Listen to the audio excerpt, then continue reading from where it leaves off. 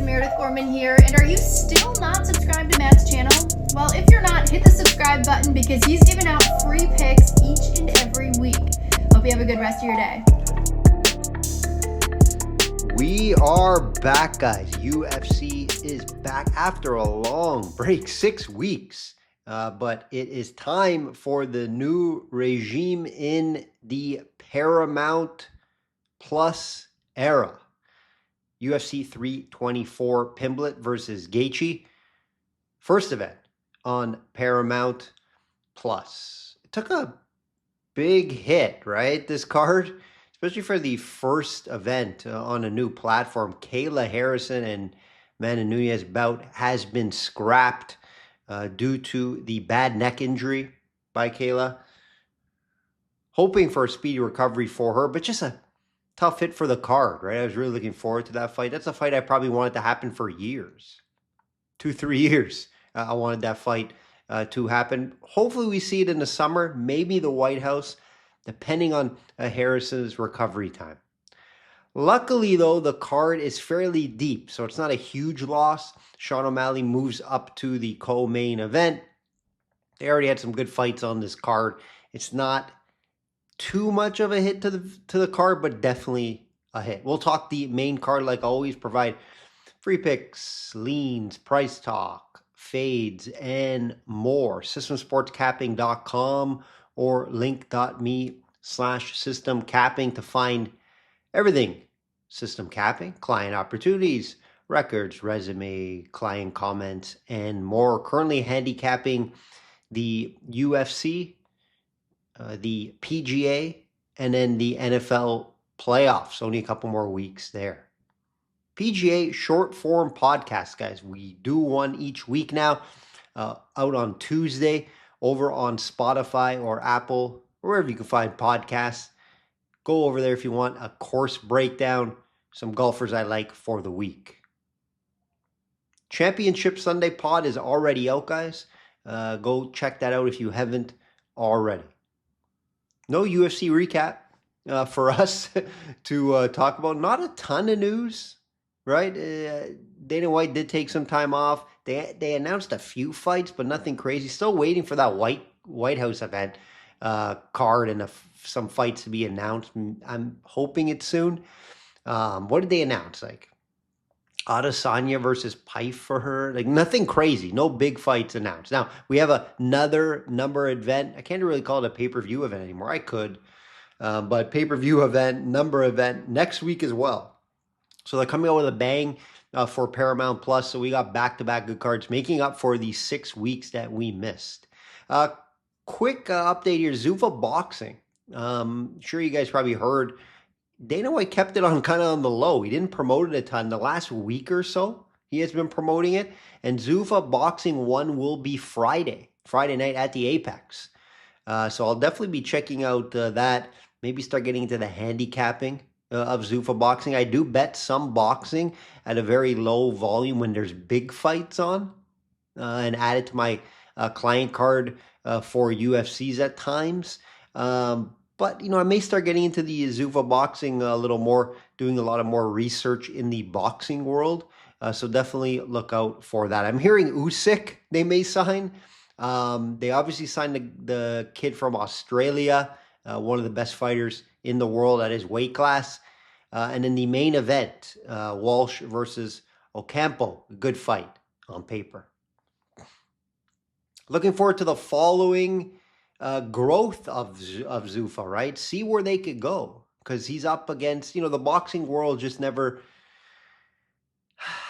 really had like a type of league like this, right? It's more promotions. I think this is more like a league style. It's going to be interesting to see how it goes, how often it is as well. Time will tell. So yeah, I'm interested to see how the boxing grows with Dana White.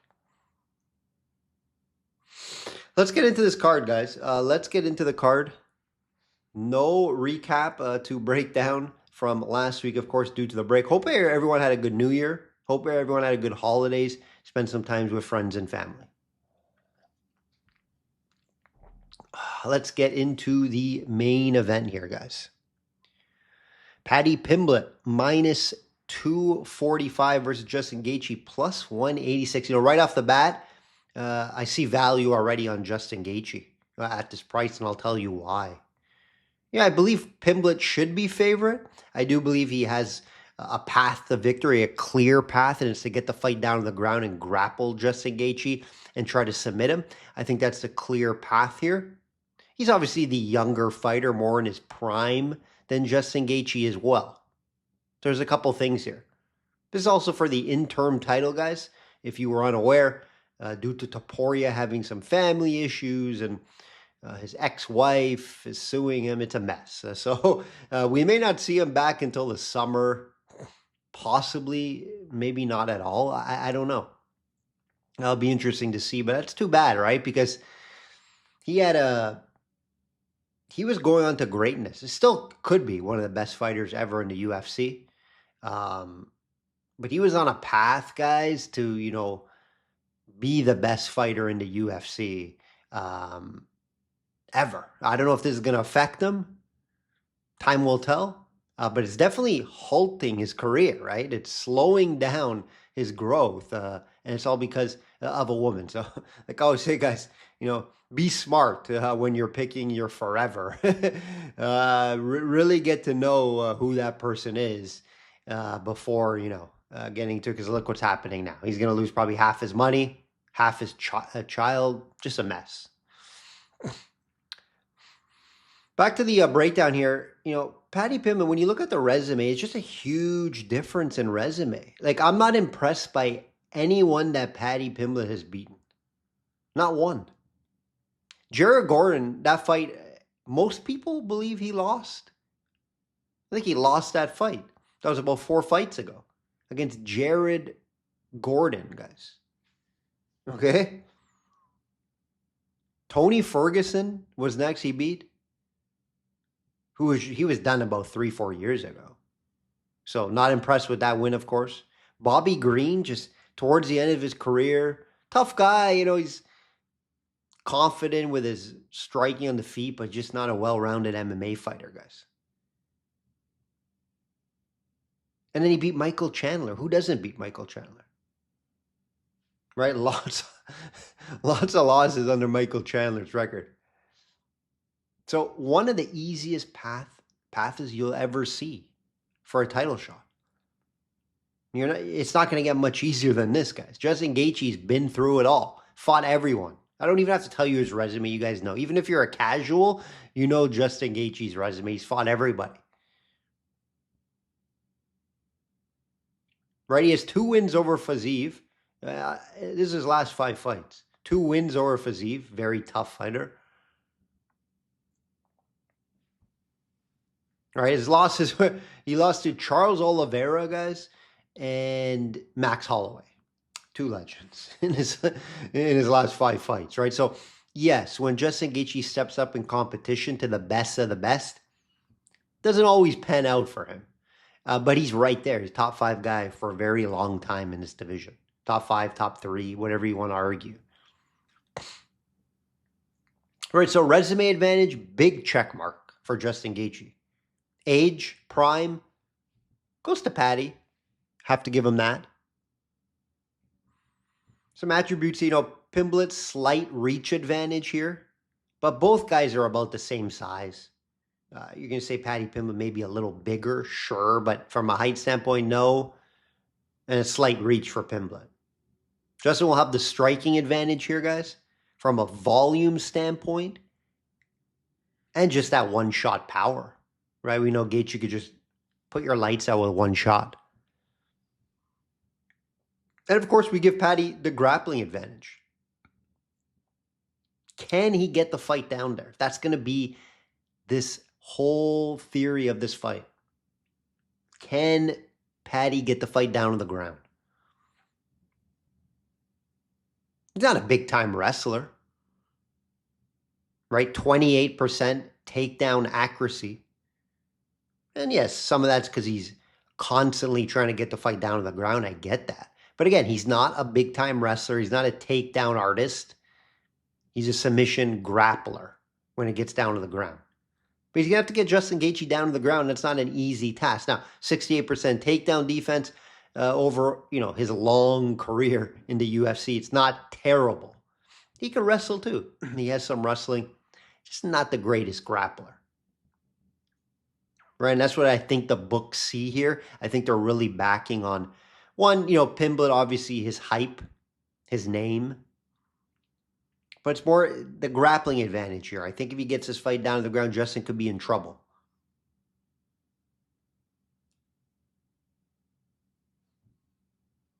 Only way I would play this, if I were, like, I could not play the minus 245, whatever it is, right? What is it again? Let's see. Yeah, 245 on Pimblett. Not going to get there at that price, right?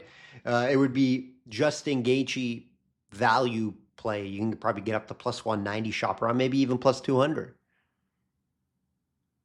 If I were bet just the money line side, it would be Justin Gaethje on a value standpoint. If I were to bet Pimblett, it most likely could be by submission. If it goes 5 rounds, I've never seen Paddy Pimblett go 5 rounds. I'm sure he has outside of UFC, but I've never seen it. Justin Gaethje, we know, can go the 5 rounds. And we know Justin Gaethje throws more on the feet.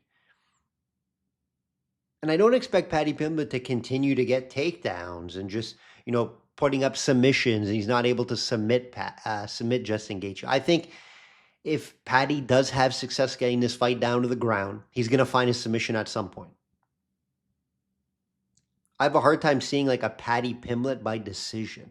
It could happen. It could. It's just lower odds, right? So if I were to play Paddy Pimblett, it would be by submission. And then Justin Gaethje, he can win multiple ways. Right? By knockout, for sure, even though Paddy Pimblett has shown to be very durable. I don't know if he's fought someone that can hit this hard, though. So keep that in mind. And with this much experience in these top-level fights, so that's something worth mentioning. But Justin Gaethje also could easily win by decision as well. So yeah, like again, I do agree that Paddy should be favored in this fight. Like I mentioned, more in his prime. He has that big grappling advantage. Justin has a striking advantage, though. And is Paddy going to be able to get this fight down to the ground where he wants it is the big question. And you can never be 100% sure on that. I can give you stats that tell you, Justin Gaethje, 68% takedown defense, not great. He can be taken down if you watch his fights. He can be taken down.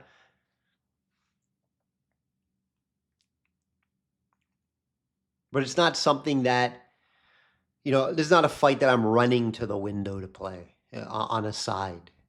Again, value bet would be, from a side standpoint, Justin Gaethje due to the price. I can't lay this price on Paddy Pimblett showing me the resume he's beaten so far. Just can't get there. But again, I could see if Paddy has success, get the fight down to the ground, a submission play, and he wins by submission. Could he win by decision? Sure, it's just lower odds for me. Because I think Justin Gaethje will land the bigger shots throughout the fight. And if it gets to decision, you're thinking more that Paddy didn't have a ton of success keeping the fight on the ground and where he wanted it, right? So it's an interesting fight here. It's not a fight I'm running to the window to play. I believe it doesn't go to decision. If I had to play a fight goes the distance, yes or no, I would say no, just because there's multiple. There's a TKO finish, knockout finish, or submission is live on the Paddy side. So not a fight I'll be too invested in, guys, to be honest with you. But from a value standpoint, the only way I can look is Justin Gaethje at plus 190, shop around, maybe get plus 200. And then for you guys that are backing Paddy Pimblett, you may want to look at the submission prop to improve that price. I don't suggest to play minus 245 on Paddy Pimblett with that resume and him not showing that he can beat someone at the Justin Gaethje level as of yet. Co-main, O'Malley minus 220 versus Song Yadong, plus 168. This fight got moved up to co-main event. Like I mentioned, Kayla Harrison fight got scrapped. So here we are. And it should be a fun fight. Right? When it got announced, I thought stylistically, great fight to watch. Right? O'Malley's finally fighting someone besides Merab, right? Merab that were his back-to-back fights against Merab Dvalishvili. And it's just a terrible matchup for him. The first fight went okay for O'Malley. Lost probably 3-2 on the judges' scorecards. Second one, he got submitted, which was surprising for sure. I expected Merab to win the fight, but not a submission. This fight, right up his alley against Song Yudong. Song's a striker. Don't get it fooled. You see people say, or you see some articles out there, oh, he might wrestle. We just don't see Song wrestle enough. Sure, he can wrestle a little bit, but I don't expect Song to just come down and try to spam takedowns throughout the fight. And, Sean O'Malley doesn't have terrible takedown defense. We were seeing it against Merab, remember? And yes, when he fought Yan had a little success, but Sean got up right away. And Sean can wrestle. He can grapple, guys. Newsflash. He's not just a striker. But he's going to have a nice reach advantage, 5-inch reach advantage. Obviously, the taller fighter as well. I think it's going to be tough for Song to get in on O'Malley. I think O'Malley kind of just picks him apart. Not as bad as, remember the Marlon Vera fight? That was bad. That was bad. I think Song's a little quicker than that. I don't think he's going to get picked apart that badly like the Marlon Vera fight. That was ugly for him. Probably ended his career, to be honest, as well. But yeah, I probably expect Song to maybe mix in a little wrestling to see if he can have any success with it, right? If he's getting picked apart on the feet by O'Malley, you expect the game plan.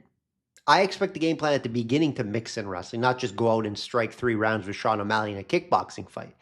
He's not going to win that fight, guys, 9 times out of 10.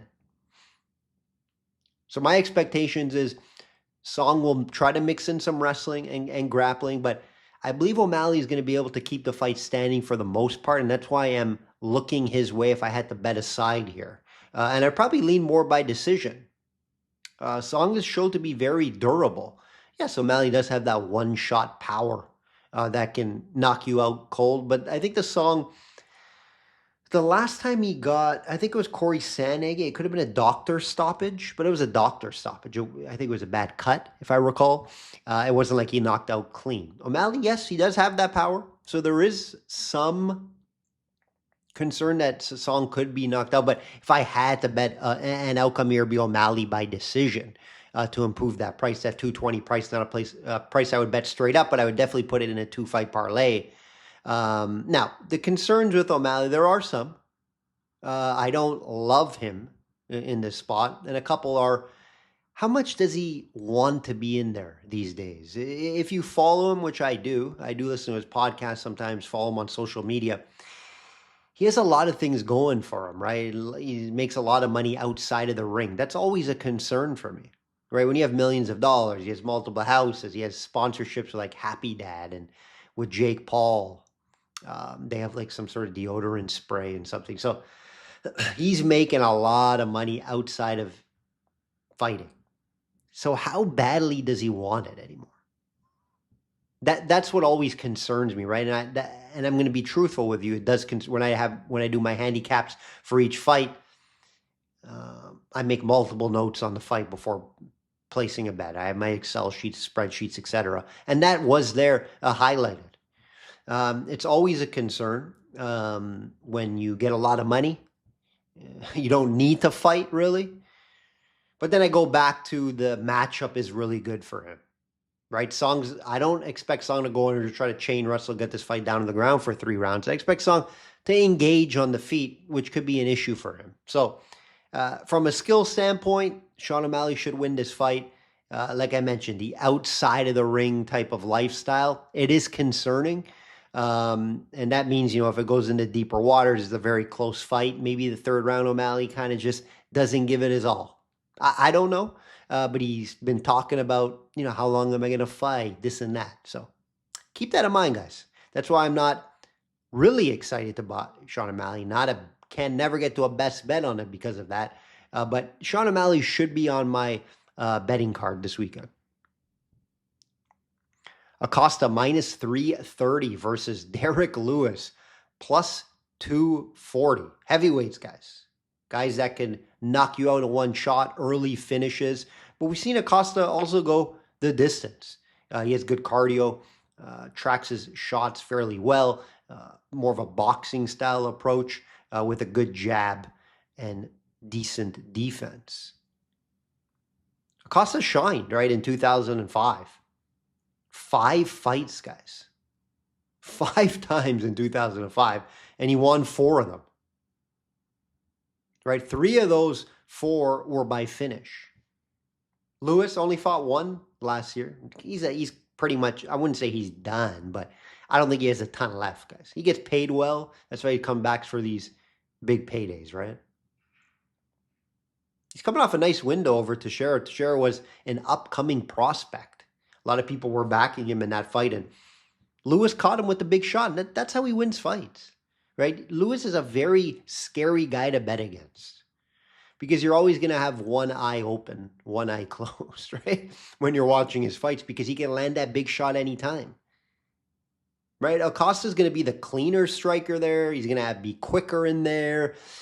He's going to have the better skill set, but Lewis has that big power shot that can just put you to sleep. And if Acosta's going to try to look for the knockout, stand in there and just box with him, Lewis is live to land that shot. So if you're going to bet Lewis, just don't play him by decision, please. Play him by finish. That's the only way he wins this fight.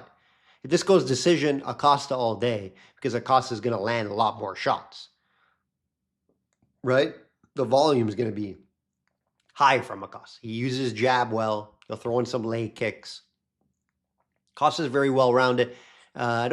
He could try to get the fight down to the ground. I don't believe so, though. We don't see it from him a ton.